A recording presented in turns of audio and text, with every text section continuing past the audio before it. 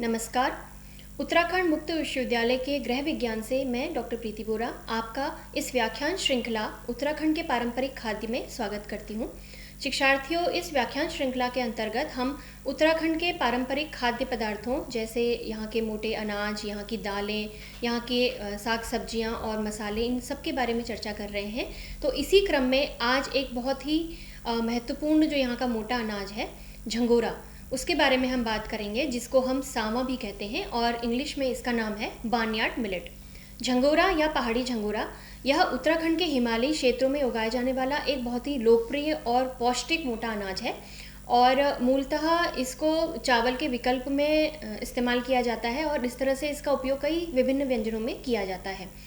मानव जाति में जाने जाने वाले पुराने अनाजों में से यह सबसे पुराना अनाज है, जिसकी उत्पत्ति लगभग 3000 वर्ष पूर्व हुई थी और उस ज़माने में भी लोग झंगोरा का सेवन करते थे और इसके कई सारे नाम हैं। संपूर्ण भारत में इसे खाया जाता है। बंगाली में इसको श्यामा, गुजराती में इसको मुराइयो, हिंदी में इसको सवा चावल, कन्नड़ और तेलुगु में इसको उदालू और तमिल में इसे कुथराईवल्ली के नाम से जानते हैं।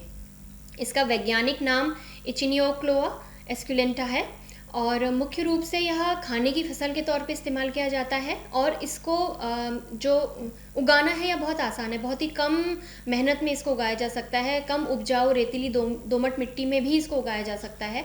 यह बहुत ही उगाने के मामले में बहुत ही सस्ती फसल है। इसे निराई गुड़ाई की भी आवश्यकता नहीं होती और आमतौर पर इसमें कोई गंभीर कीड़े या बीमारियां नहीं लगती। तो एक तरह से कम मेहनत में अच्छी फसल जिसको हम उगा सकते हैं वह है ये। बहुत ही पौष्टिक और आसानी से पचने वाला अनाज है और इसमें ग्लूटन नहीं होता, तो यह ग्लूटन मुक्त अनाज है जिसका उपयोग कई तरह के स्थानीय व्यंजनों में किया जाता है और जिन व्यक्तियों को ग्लूटन से एलर्जी होती है उनके खाने का ये बहुत ही महत्वपूर्ण भाग है। मुख्य रूप से उत्तराखंड में इसका उपयोग खीर में या एक व्यंजन होता है छंछिया, जिसको हम नमकीन दलिया कह सकते हैं, इसके रूप में किया जाता है और देश के अन्य हिस्सों में इसे व्रत में इस्तेमाल किए जाने वाले चावल जिसको हम बोलते हैं इस रूप में खाया जाता है। बात करें अगर पोषण मूल्यों की, तो खनिजों से यह भरपूर है। इसमें बहुत अच्छी मात्रा में लौह लवण, मैग्नीशियम और फास्फोरस जैसे खनिज होते हैं जो ऊर्जा उत्पादन और हड्डियों के स्वास्थ्य के लिए बहुत महत्वपूर्ण है। आहारीय रेशे का यह बहुत अच्छा स्रोत है। उच्च आहारीय रेशा इसमें होता है जिससे मूलतः यह जटिल मात्रा में होता है और उच्च आहारीय रेशा जो मुख्यतः जटिल कार्बोहाइड्रेट होता है यह इसमें मिलता है और यह जो कार्बोहाइड्रेट होता है यह शरीर में धीरे धीरे पचता है।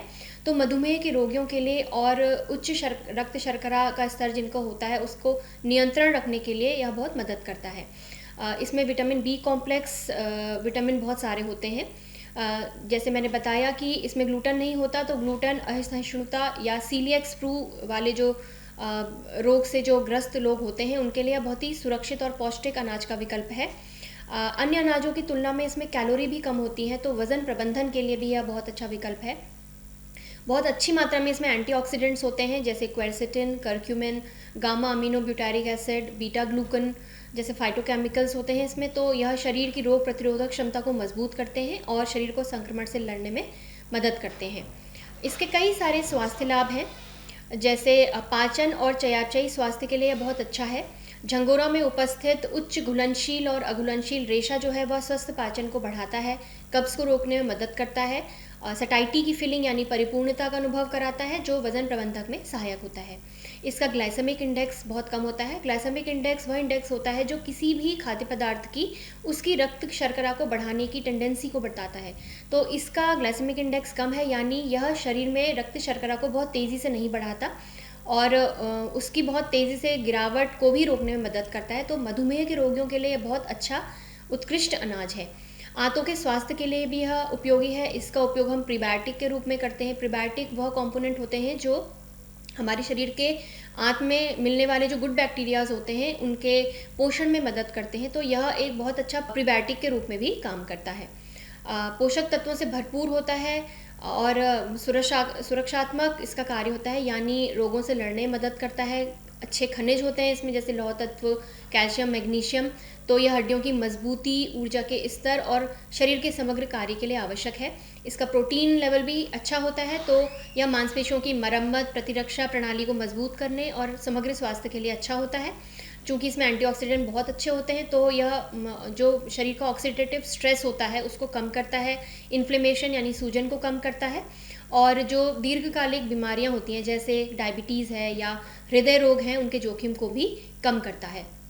अन्य इसके लाभ हैं, चूँकि यह ग्लूटेन मुक्त होता है तो सीलिएक स्प्रू के रोगियों के लिए एक अच्छा विकल्प है। इसका जो घुलनशील रेशा होता है यह कोलेस्ट्रॉल के स्तर को कम करता है, और ऊर्जा और प्रतिरक्षा यानी विटामिन डी और लौह तत्व जो होते हैं वह तंत्रिका कार्य को समर्थन देने और लाल रक्त कोशिकाओं को बढ़ाकर थकान से लड़ने में भी मदद करते हैं। इसके कई सारे लोकप्रिय तरीके हैं खाने के। कई तरह से इस्तेमाल होने वाला यह ग्लूटेन मुक्त अनाज है जिसे नमकीन और मीठे दोनों ही तरह के व्यंजनों में इस्तेमाल किया जा सकता है। उत्तराखंड में मुख्यतः इसको पल्लियों या छंछेड़ू या छंछिया के रूप में खाया जाता है। यह एक तरह का तीखा और पौष्टिक व्यंजन है जिसमें हरी मिर्च, हल्दी और नमक मिलाया जाता है। मूलतः इसको छाछ में पकाया जाता है, तो इसको जब पेट से संबंधित कोई समस्या हो उसमें भी खाया जाता है, और नॉर्मली भी इसको लोग खाते हैं। स्वाद थोड़ा खट्टा होता है तो इसे ऐसे ही या दाल के साथ चावल की जगह पर खाते हैं। झंगोरे की खीर उत्तराखंड में बनाए जाने वाला एक बहुत ही प्रचलित व्यंजन है। इसके अलावा इसको पुलाव, खिचड़ी में भी इस्तेमाल किया जाता है। कुछ फर्मेंटेड प्रोडक्ट्स जैसे डोसा, इडली, ढोकला, उपमा, कटलेट, इनमें भी इसको मिलाकर खाया जा सकता है। कई सारे बेकरी प्रोडक्ट्स में इसको इस्तेमाल किया जाता है जैसे केक, मफ़िन, बिस्किट, इन सब में झंगोरों का प्रयोग कर उन्हें स्वास्थ्यप्रद बनाया जा सकता है। उनके खनिज लवण, उनके विटामिन के मूल्य को बढ़ाकर उनको पौष्टिक बनाया जा सकता है।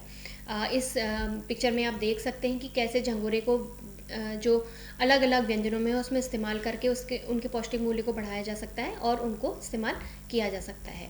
तो शिक्षार्थियों, आज के इस व्याख्यान में हमने झंगोरे या बान्यान मिलेट जिसको हम कहते हैं उसके पोषक मूल्य, उसके फंक्शंस और उसके स्वास्थ्य लाभों को जाना। इसी व्याख्यान श्रृंखला के अगले क्रमों में हम और भी उत्तराखंड के पारंपरिक खाद्य पदार्थों की चर्चा करेंगे। धन्यवाद।